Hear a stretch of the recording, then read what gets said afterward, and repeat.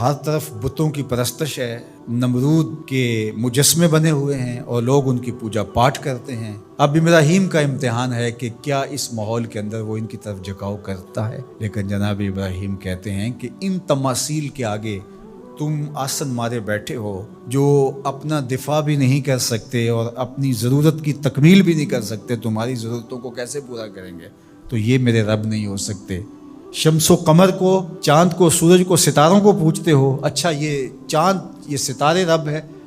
تو جب ڈوب گئے تو کہا کہ جو ڈوبنے والے ہیں وہ میرے رب تو نہیں ہو سکتے، مجھے رب کی ضرورت پڑ جائے، رب ڈوبا ہوا ہو تو مجھے تو وہ چاہیے جو ہر وقت حاضر ہو، تو میں تو اس رب کی پوجا نہیں کر سکتا۔ یہ ان کے شعور کا امتحان تھا اور اس شعوری امتحان میں پورے نکلے۔ پھر اس کے بعد اگلا امتحان تھا کہ وہ اس شعور کو بیان کرنے کی طاقت بھی رکھتے ہیں کہ نہیں۔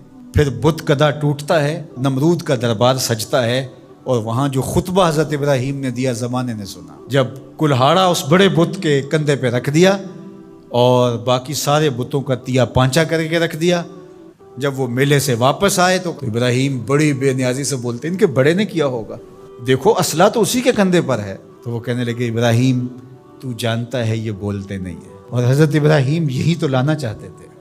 پھر جو خطبہ دیا، اف لکم ولما تعبدون من دون اللہ افلا تعقلون، افسوس ہے تمہارے اوپر اور افسوس ہے ان پر جن کو تم اللہ کے علاوہ پوجتے ہو، افلا تعقلون، تمہاری کھوپڑی میں دماغ نہیں ہے۔ اور پھر اللہ کی توحید کا بیان فرمایا۔ پھر اس کے بعد جان کا امتحان آیا، تو پھر جلتے ہوئے شعلوں کے اندر جس طرح ہنس کے داخل ہوا پیغمبر، یہ الگ اور نرالی شان تھی۔ نمرود نے سوچا تھا جل کے راکھ ہو گیا ہوگا چخا میں، لیکن 40 دن کے بعد جب آگ بجھتی ہے تو حضرت ابراہیم انگاروں سے چلتے ہوئے یوں باہر آتے ہیں جس طرح پھولوں پر کوئی نازنین چل کے آ رہا۔ پھر 87 سال عمر ہے، اللہ تعالیٰ پھر حضرت ہاجرہ کے بطن سے حضرت اسماعیل کی صورت میں اولاد عطا کرتا ہے۔ اب اتنی بڑھاپے کی عمر میں اولاد نصیب ہو تو انسان کا جی چاہتا ہے سارے کام کاج چھوڑ کے گھر بیٹھ جاؤں اور میں اپنی اولاد کے چہرے کی بلائیں لوں، لیکن حکم ہوتا ہے اپنی زوجہ کو بھی اور اپنے نو مولود بیٹے کو بھی ایسی وادی میں چھوڑ آؤ جہاں کوئی سبزہ بھی نہیں ہوگا۔ اللہ اکبر۔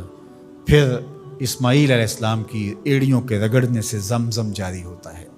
اب ذرا دیکھیے، ایک ایسا امتحان آتا ہے، اگر کو ہمالیہ پہ بھی ڈال دیا جاتا اس کا پتا بھی پانی ہو جاتا۔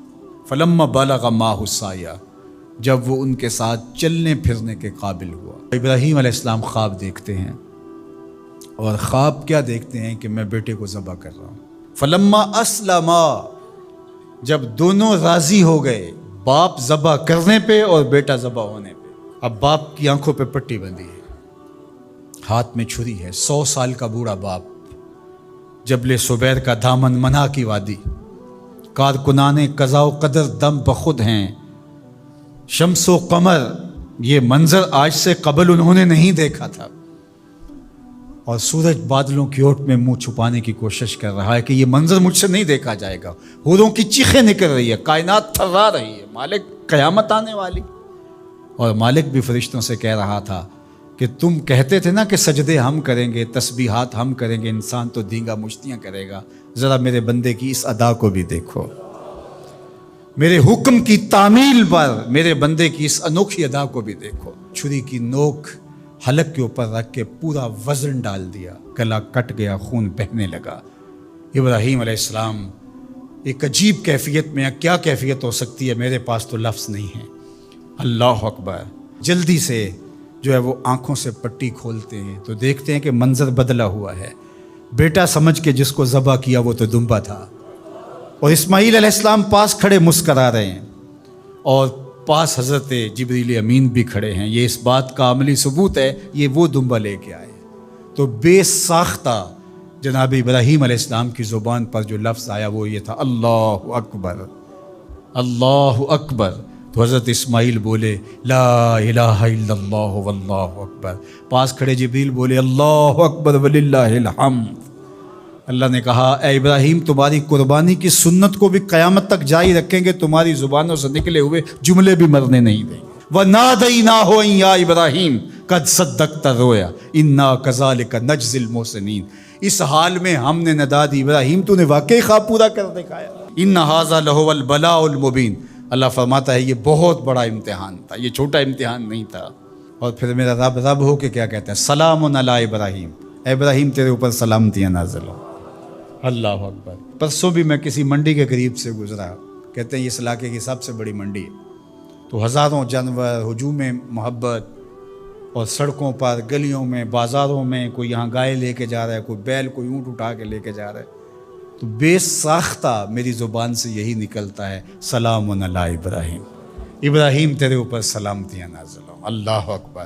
اور اس قربان گاہ پر، جس قربان گاہ پر حضرت اسماعیل کو لے کر کے چلے تھے، منا کی وادی میں جبل سبیر کے پاس، وہاں 25 لاکھ حجاج جانور ذبح کریں گے، تو منا کی وادی اس گونج سے منور ہوگی، آواز آ رہی ہوگی سلام علی ابراہیم، ابراہیم تیرے اوپر سلامتی۔ ابراہیم علیہ السلام نے چھوٹا کام نہیں کیا، بہت بڑا کام کیا، لیکن میرے رب نے بھی پھر جو اعزاز دیا، جو تکریم دیا، عرض کی گئی یا رسول اللہ یہ قربانیاں کیا ہیں؟ فرمایا تمہارے باپ ابراہیم کی سنت ہے، قیامت تک وہ نقشہ ہماری آنکھوں کے سامنے رہے گا، اور لوگ اپنے قیمتی متاع کو اس طرح قربان کرتے رہیں گے۔ ہمارے ایک بزرگ فرمایا کرتے تھے کہ ہر بندے کا کوئی نہ کوئی اسماعیل ہوتا ہے، جب تک وہ اپنے اسماعیل کی گردن پر چھری نہیں رکھتا رب کا قرب نصیب نہیں ہوتا۔ تو اپنی عزیز ترین متاع اللہ کی راہ میں قربان کرنے کا موقع آ جائے، وہ جان ہو، وہ اولاد ہو، وہ مال ہو، وہ منصب ہو، جب حالات تقاضا کریں اور آپ کو لگے کہ میرے مالک کا مجھ سے یہ تقاضا ہے، تو راہ خدا کے اندر قربان کرنے کا جب یہ جذبہ اس لیول تک پہنچ جائے، تو پھر آپ اس نور سے مالا مال ہوتے ہیں، اس فیض سے فیض یاب ہوتے ہیں۔ ہمارے لیے یہ واقعات اس لیے رکھے، ہم تو چھوٹے چھوٹے امتحانوں سے ڈر جاتے ہیں، ہمیں بڑے امتحان بھی دینے پڑے تو ہمارے بڑوں کی سیرت یہ ہے کہ ہم کشادہ دلی کے ساتھ، خوش دلی کے ساتھ ان امتحانوں سے گزریں، پھر ہمارے رب کی رحمتیں اور کرم نوازیاں ہمارے شامل حال ہوں گی۔